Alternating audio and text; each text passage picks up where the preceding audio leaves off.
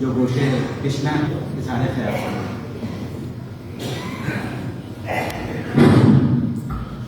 بسم اللہ الرحمن الرحیم.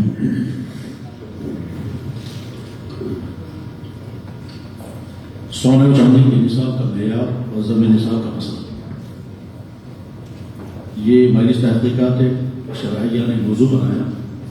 وجوہات متعدد سامنے آئیں، بلا شبہ وہ وجوہات پر حق ہے، لیکن کچھ وجوہات جو ہمارے سامنے آتی رہتی ہیں وہ ایک اہم وجہ ہے، اور وہ یہ کہ اسلام پر اعتراضات کرنے والے لوگ ہیں.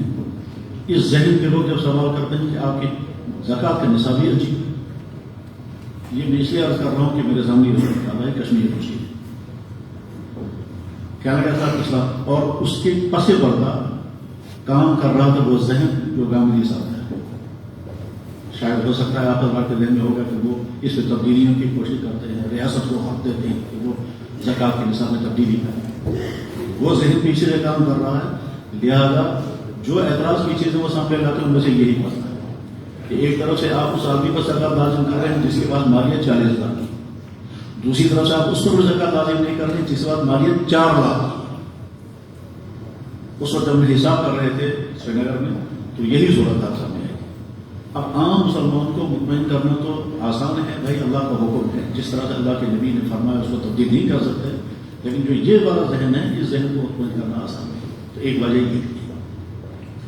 دوسری وجہ اس مسئلے کو موضوع بحث بنانے کی ہے کہ قربانی کے موقع پر 40-42 ہزار روپے پر قربانی لازم ہو جاتی ہے اگر ہم چاندی کے نصاب کو معیار بناتے ہیں جیسا کہ چل رہا ہے.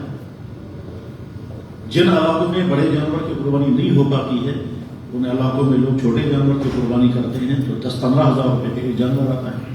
دعا میاں بیوی پر زکوٰۃ لازم ہو جاتی ہے تو 20-25 ہزار روپے ان کے زکوٰۃ قربانی کے لازم چلے جاتے ہیں.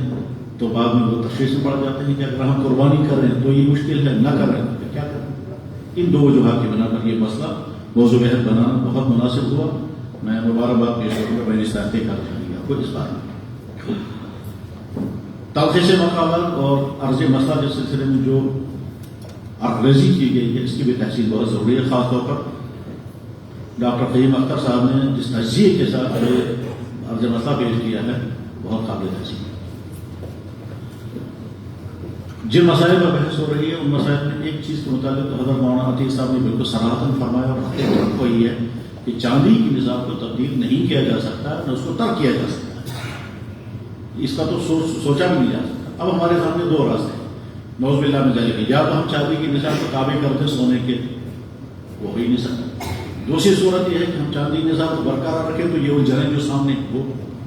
اس صورت حال میں میرے ذہن میں ایک ہی اللہ تعالیٰ ہے جیسا کہ بہت سارے مقالہ لکھنے والوں نے لکھا کہ چاندی کے بعد میں تو چاندی ہی نصاب ہے اور چاندی کے علاوہ باقی اموال تجارت یا کرنسی کے لیے سونے کو نصاب بنایا جائے اور اس میں کوئی ممانعت بھی نہیں، کوئی محظور لازم نہیں ہے.